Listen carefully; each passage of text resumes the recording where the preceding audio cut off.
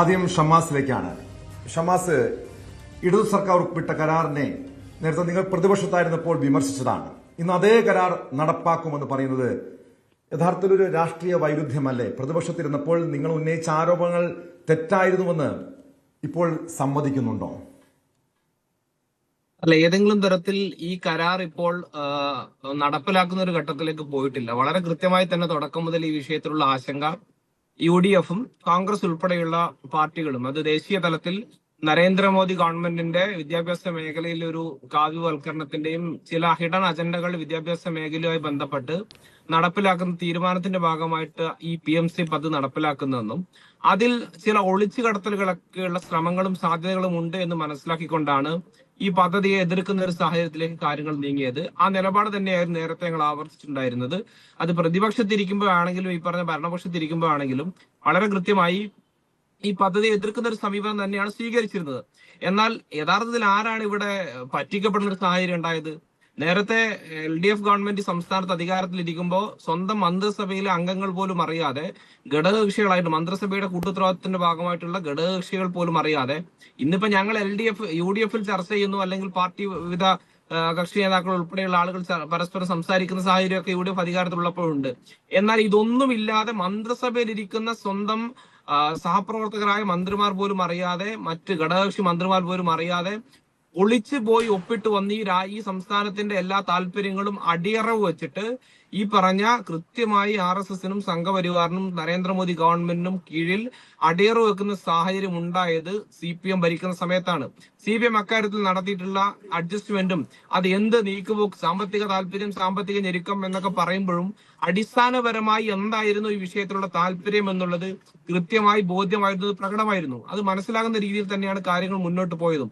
എന്നാൽ ഇപ്പൊ ഏറ്റവും ഒടുവിൽ നമ്മൾ കാണുന്ന മറ്റൊരു സാഹചര്യം എന്ന് പറയുന്നത് ഈ MOU ഉൾപ്പെടെ സൈൻ ചെയ്ത് നിൽക്കുന്ന, കരാറിൽ ഏർപ്പെട്ടുകൊണ്ടിരിക്കുന്ന ഒരു സാഹചര്യത്തിൽ അതിൽ നിന്ന് എങ്ങനെ പിറകോട്ട് പോകാൻ വേണ്ടി കഴിയും, അതിന്റെ നിയമസാധ്യതകൾ എത്രത്തോളമാണ്, അതിന്റെ സാങ്കേതികമായ വശങ്ങൾ ഏതൊക്കെയാണെന്ന രീതിയിലേക്ക് ഇനി ഈ കരാർ നടപ്പിലാക്കേണ്ടി വന്നാൽ തന്നെ ഉള്ള അതിന്റെ നിബന്ധനകൾ അനുസരിച്ചുള്ള, വ്യവസ്ഥകൾ അനുസരിച്ചുള്ള എന്തൊക്കെ മാർഗനിർദ്ദേശങ്ങൾക്ക് ആവശ്യമായ മാറ്റങ്ങൾ വരുത്താൻ വേണ്ടി കഴിയും, ഏതൊക്കെ വിഷയങ്ങളിൽ സ്റ്റേറ്റിന് അതിൻ്റെതായ രീതിയിൽ ഇടപെടാൻ കഴിയുമെന്ന ഉൾപ്പെടെയുള്ള കാര്യങ്ങൾ പഠിക്കുന്നതിനുൾപ്പെടെ വേണ്ടിയിട്ടാണ് ഈ മന്ത്രിതല ഉപസമിതിയെ ഉൾപ്പെടെ മന്ത്രിസഭാ യോഗം ചുമതലപ്പെടുത്തിയത്. ആ ഉപസമിതി ഉന്നത വിദ്യാഭ്യാസ മന്ത്രിയും പൊതുവിദ്യാഭ്യാസ മന്ത്രിയും ശ്രീ PC വിഷ്ണുനാഥും ശ്രീ M ലിജുവും ഒക്കെ ഉൾക്കൊള്ളുന്ന ഉപസമിതി കൃത്യമായി കാര്യങ്ങൾ എല്ലാ വശങ്ങളും പഠിച്ച് മന്ത്രിസഭയിൽ അതുമായി ബന്ധപ്പെട്ട റിപ്പോർട്ട് സമർപ്പിക്കുകയും അത് UDF ഉൾപ്പെടെ കൂടിയാലോചിച്ചൊരു തീരുമാനമെടുത്ത് നടപ്പിലാക്കുന്ന ഏത് രീതിയിൽ അത് മുന്നോട്ട് കൊണ്ടുപോകണം എന്നുൾപ്പെടെയുള്ള കാര്യങ്ങൾ തീരുമാനമെടുക്കാൻ പോകുന്നതേ ഉള്ളൂ.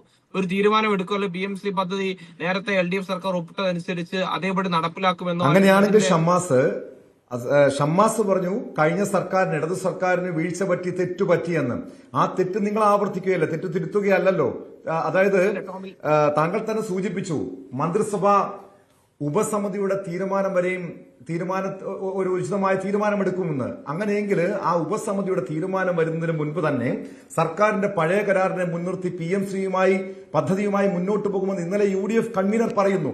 ഇന്ന് ലീഗ് വിരട്ടിയപ്പോൾ നിലപാട് മാറ്റിയിട്ടുണ്ട്. പക്ഷെ യഥാർത്ഥത്തിൽ ഈ പദ്ധതിയിൽ കോൺഗ്രസിന്റെ നിലപാട് എന്താണ്?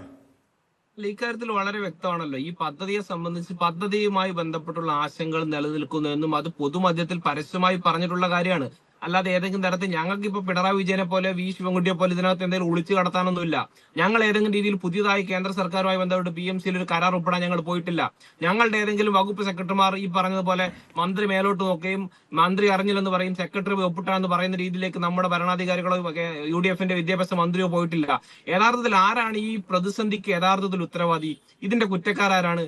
കൃത്യമായി പിണറായി വിജയനും ശിവൻകുട്ടി ഉൾപ്പെടെയുള്ള ആളുകൾ അന്ന് അവരുടെ വ്യക്തിപരമായ താല്പര്യങ്ങൾ, ഈ പറഞ്ഞ ചില വ്യക്തിപരമായ അജണ്ടകളുടെ പുറത്ത്, രാഷ്ട്രീയ താല്പര്യത്തിന്റെ പുറത്ത് കൃത്യമായ ഡീലിന്റെ അടിസ്ഥാനത്തിൽ ഇത് പോയി ഒപ്പിട്ടതിന്റെ പ്രത്യാഘാതം ഇന്ന് അനുഭവിക്കുന്നത് കേരളത്തിലെ പൊതുസമൂഹമാണ്.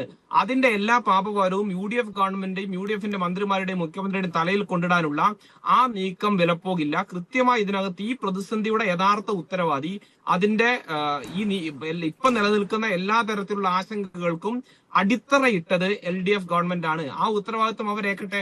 എന്നിട്ട് ഇപ്പൊ എല്ലാം കഴിഞ്ഞിട്ട് കാര്യങ്ങളെല്ലാം കഴിഞ്ഞ് ഇപ്പോഴും ആ കരാറിന്റെ ഭാഗമാണ്. തീർച്ചയായും അതിന് ഷമ്മാസിന്റെ ആരോപണത്തിന് മറുപടി പറയേണ്ടത് CPM നേതാവ് മനീഷ രാധാകൃഷ്ണനാണ്. മനീഷ, ഇവിടെ യഥാർത്ഥത്തില് ഈ പദ്ധതി ഒളിച്ചു കടത്തിയത് കഴിഞ്ഞ സർക്കാർ എന്നാണ് കോൺഗ്രസ് ആരോപിക്കുന്നത്. കോൺഗ്രസ് ഇപ്പോൾ ഇതിനെ ഒരു ന്യായീകരണമായി ഉന്നയിക്കുന്നതും കഴിഞ്ഞ സർക്കാരിന്റെ കാലത്താണ് ഇത്തരമൊരു പദ്ധതിക്ക് തുടക്കമിട്ടത്, കരാറിൽ MOUയിൽ ഒപ്പിട്ടതെന്നാണ് കോൺഗ്രസിന്റെ ആരോപണം. കോൺഗ്രസ് അതൊരു വാദമായി ഉന്നയിക്കുന്നുമുണ്ട്.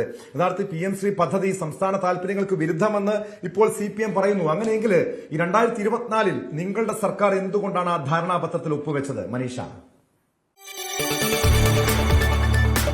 കൂടുതൽ വാർത്തകൾക്ക് News 18 Keralam YouTube channel subscribe ചെയ്യുക.